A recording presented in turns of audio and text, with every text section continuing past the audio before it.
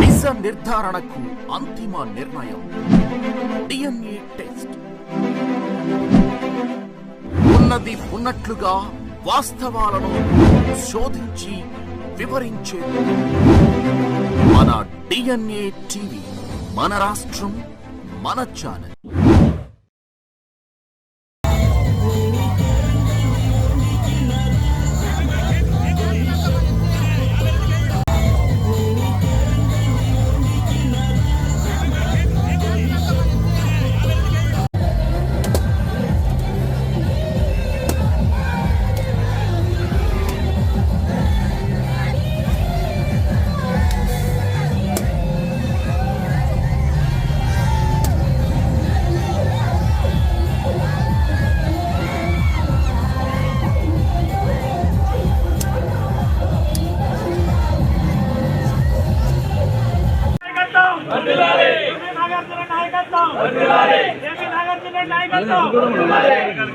వర్ధిల్లాలి కేపీ నాగార్జున రెడ్డి గారి నాయకత్వం.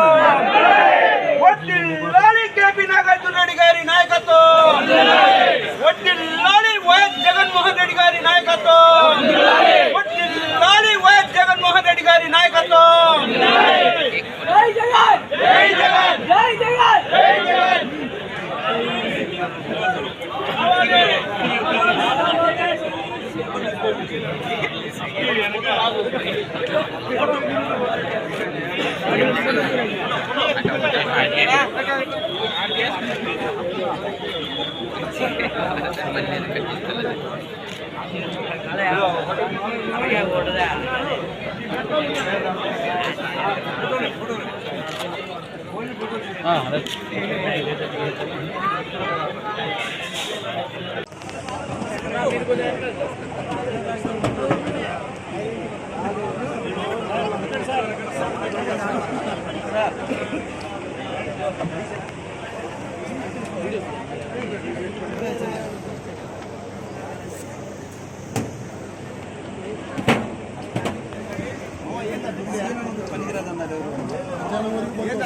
మధ్యాహ్నం దాకా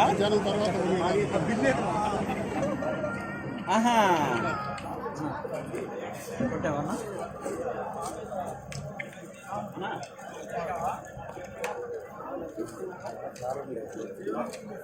జనాలు అడ్డం వస్తుంది.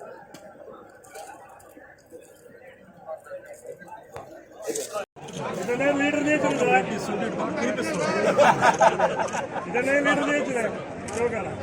ఇటు ఈ లైన్ ఒకసారి ఒక్క నిమిషం ఈ లైన్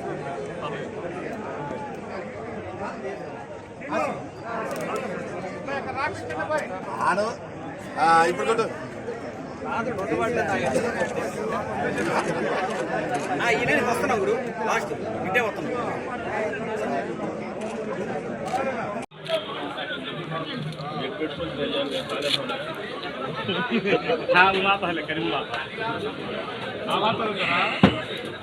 देता है नहीं फिर नहीं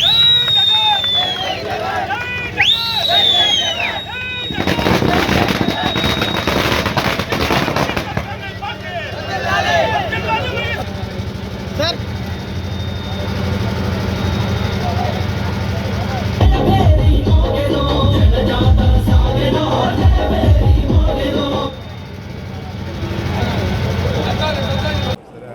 ముందుగా ఆంధ్ర రాష్ట్ర గౌరవ ముఖ్యమంత్రి జననేత నవరత్నాల పథకాల సృష్టికర్త వాలంటరీ వ్యవస్థ ద్వారా ప్రజారంజకమైన పరిపాలనని పేదవాడి ఇంటి ముందు ఉంచిన మహోన్నతమైన పేదల పక్షపాతి యంగ్ అండ్ డైనమిక్ ముఖ్యమంత్రి వైఎస్ జగన్మోహన్ రెడ్డి గారికి జన్మదిన శుభాకాంక్షలు తెలియజేస్తున్నాం. ఈరోజు తాడేపల్లి మంగళగిరి వైఎస్ఆర్సీపీ పార్టీ ఆఫీసులో గౌరవ పెద్దలు మాజీ మంత్రివర్యులు శాసన మండలి సభ్యులు మురుగుడు హనుమంతరావు గారు, మా తాడేపల్లి మంగళగిరి వైఎస్ఆర్సీపీ అధ్యక్షులు పెద్దలు వేమారెడ్డి గారు, అదేవిధంగా పార్టీ పెద్దలు నాయకుల సమక్షంలో అత్యంత ఆనందకరమైన వాతావరణంలో జగన్మోహన్ రెడ్డి గారి జన్మదినోత్సవ వేడుకల్ని ఘనంగా జరుపుకోవడం జరిగింది. ప్రజలందరూ గమనించండి, ఒక వ్యక్తి పుట్టినరోజు అవుతే ఒక కుటుంబం బంధుమిత్రులు జరుపుకుంటారు. లేదా ఇది మనం క్రిస్టమస్ మాసం, క్రైస్తవు పుట్టిన శుభదినాలు, క్రైస్తవ సోదరులందరూ కూడా క్రిస్టమస్ జరుపుకుంటారు. 10 రోజులు పోతే సంక్రాంతి, హిందూ సోదరులందరూ కూడా సంక్రాంతి జరుపుకుంటారు. ఇంకొక 2 నెలలు పోతే రంజాన్, ముస్లిం సోదరులందరూ కూడా రంజాన్ పండుగ జరుపుకుంటారు. కానీ ఆంధ్ర రాష్ట్రంలో ప్రతి ప్రాంతంలో కులాలకి, మతాలకి, ప్రాంతాలకి అతీతంగా పండుగ వాతావరణంలో లేడు. జగన్మోహన్ రెడ్డి జన్మదినోత్సవాన్ని జరుపుకుంటున్నారంటే ఆయన సుపరిపాలన వల్ల ఈ రాష్ట్రంలో ఉన్న పేద వర్గాలకి, ఎస్సీ, ఎస్టీ, బీసీ, మైనార్టీలకి, రైతాంగానికి, మహిళలకి ఏ విధమైన ప్రయోజనం ఈ 4 సంవత్సరాల 8 నెలల్లో జరిగిందో ఇంతటి అద్భుతంగా, ఆనందంగా ఆయన జన్మదినోత్సవం జరుపుకోవడమే నిదర్శనం అనేది ప్రతి ఒక్కరూ గమనించాలి.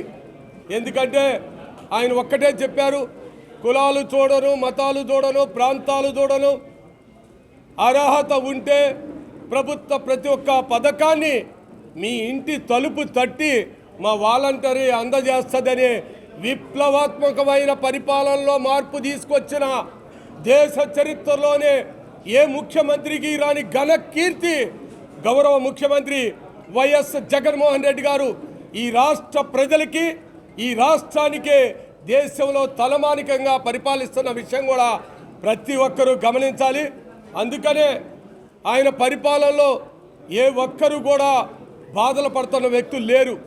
కారణం అన్ని వర్గాల ప్రజల్ని, అన్ని వయసుల నుంచి ప్రతి ఒక్కరికి ఏదో ఒక ప్రభుత్వ పథకం అందే విధంగా ఏదైతే గౌరవ దిగవంత ముఖ్యమంత్రి వైఎస్ రాజశేఖర రెడ్డి గారు ఆరోగ్యశ్రీ, ఫీజు రీఎంబర్స్మెంట్ ద్వారా పేద వర్గాల గుండెల్లో నిలిచిపోయే విధంగా, ఉన్నత శిఖరాలకి వాళ్ళ బిడ్డలు వెలుగొందే విధంగా పథకాలను తీర్చిదిద్దారో వాటిని ఇంకా 10 రెట్లు పెంచుతూ వైఎస్ జగన్మోహన్ రెడ్డి గారు అమ్మఒడి, చేయూత, ఆసరా, రైతు బంధు, జగనన్న ఇళ్ళు, నేతన్న నేస్తం, విద్యా దీవెన, వసతి దీవెన, అనేక ప్రభుత్వ పథకాల ద్వారా ప్రతి ఒక్క పేదవాడికి న్యాయం చేసిన ముఖ్యమంత్రి, చెప్పిన మాటని నిలబెట్టుకొని చరిత్రలో నిలిచిపోయిన ముఖ్యమంత్రి ఏదైతే మేనిఫెస్టోలో పెట్టారో,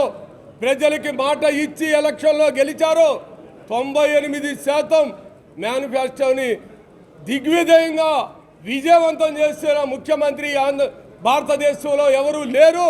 అటువంటి ఘన చరిత్రని ఆంధ్ర రాష్ట్రానికి తీసుకొచ్చిన ముఖ్యమంత్రి వైఎస్ జగన్మోహన్ రెడ్డి గారు మరలా ఈ రాష్ట్రానికి ముఖ్యమంత్రి ఉండాలి.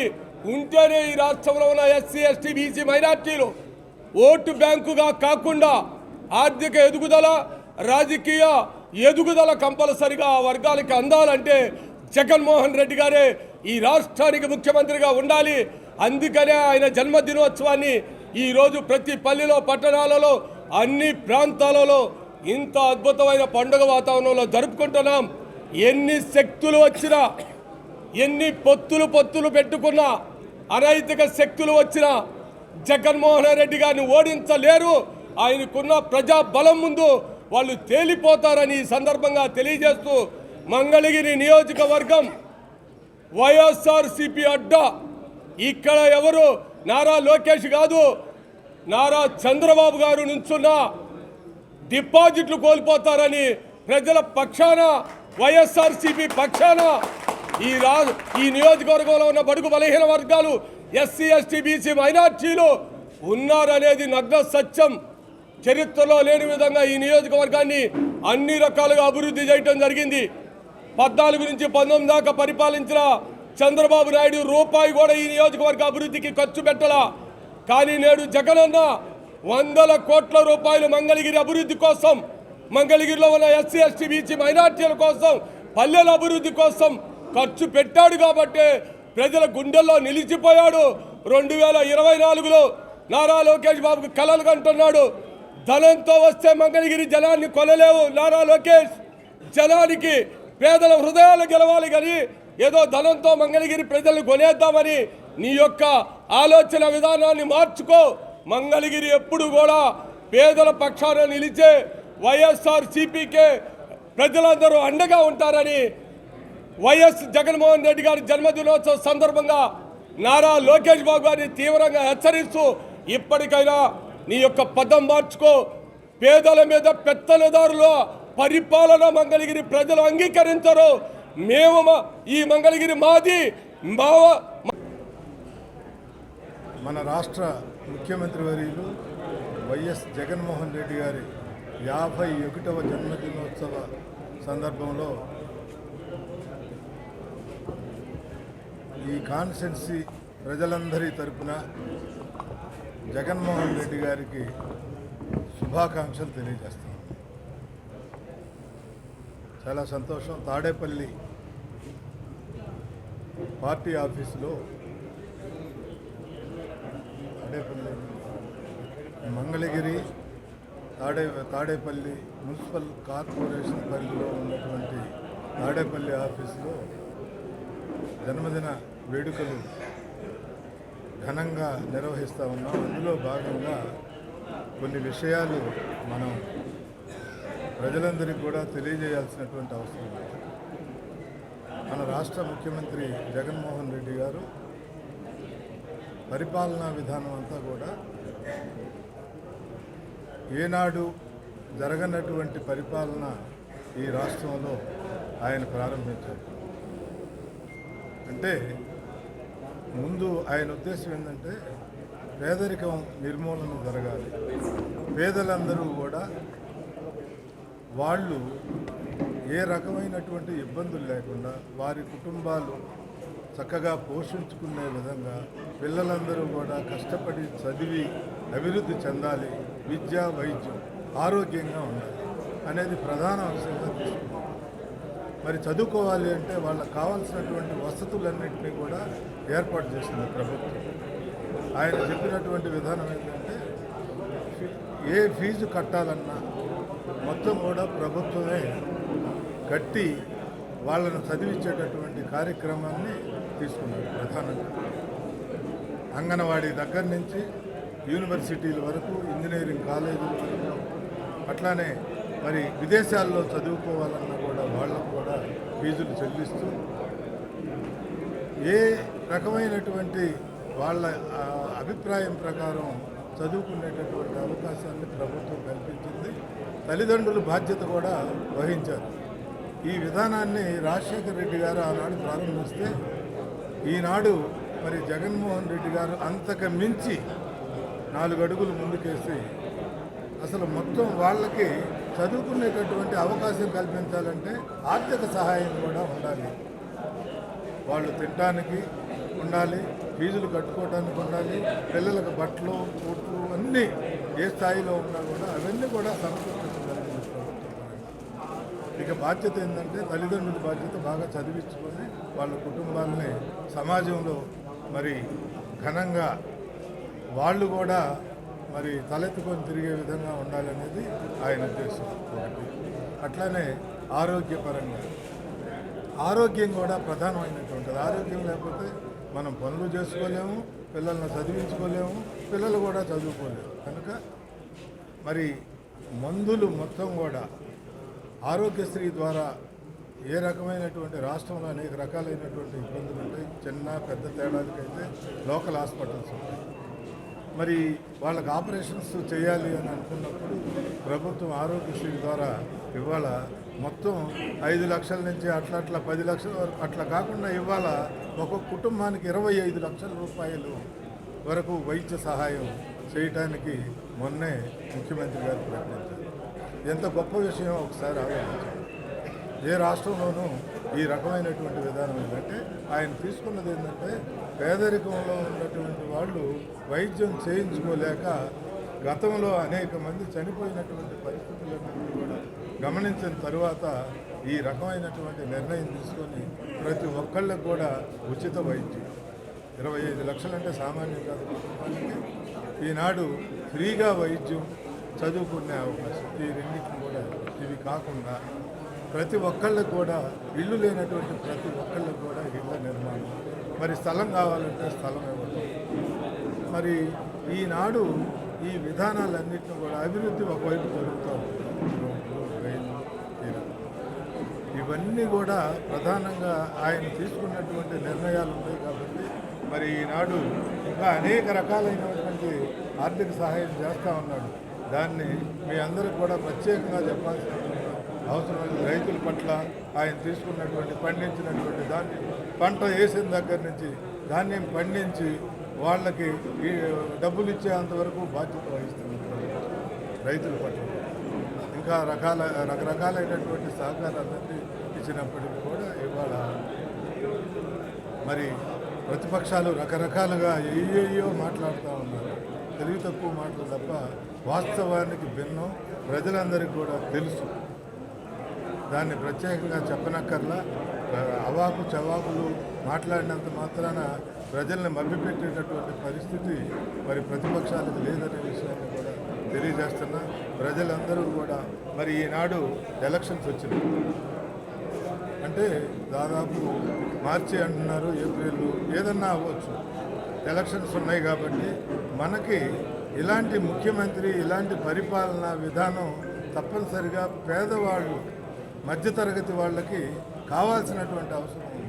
ఏనాడన్నా జరిగిందా అని చెప్పి నేను ఇలాంటి ఆర్థిక సహాయం ఒక్క గ్రామ లెవెల్లో కూడా 40 కోట్లు 50 కోట్లు నిన్న కాజలో నేను చూశాను. 50 కోట్ల రూపాయలు ఆర్థిక సహాయం రకరకాలుగా రైతుల దగ్గర నుంచి పేదవాళ్ళ దగ్గర నుంచి గృహ నిర్మాణం చేసినటువంటి జరుగుతుంది. ప్రతి ఒక్కళ్ళకు కూడా ఏదో రకమైనటువంటి సహాయం ప్రభుత్వం ద్వారా జరిగింది. మార్పు వచ్చింది. మార్పులో ప్రజలందరూ కూడా చాలా సంతోషంగా ఉన్నారు. మనం ఇలాంటి పరిపాలనా విధానాన్ని తప్పనిసరిగా కోరుకోవాలి. కారణం ఏంటంటే ఇలాంటి పరిపాలన స్వతంత్రం వచ్చిన 75 సంవత్సరాల్లో మనం ఏనాడు చూసి ఉన్నాం. ఎందుకంటే నేను కూడా మొట్టమొదటి నుంచి 40 సంవత్సరాల నుంచి రాజకీయాల్లో ఉంటా. ఈ రకమైనటువంటి పరిపాలన ఏనాడు జరగదు. ఏదో మన కాన్స్టిట్యున్సీకి ఎంతో నిధులు వస్తాయి, ఆ నిధుల ద్వారా పనిచేయించడం తప్ప అదనమైనటువంటి పరిస్థితి ఏనాడు లేదు. ఇవాళ మన ఆళ్ళ రామకృష్ణారెడ్డి గారు ఎమ్మెల్యేగా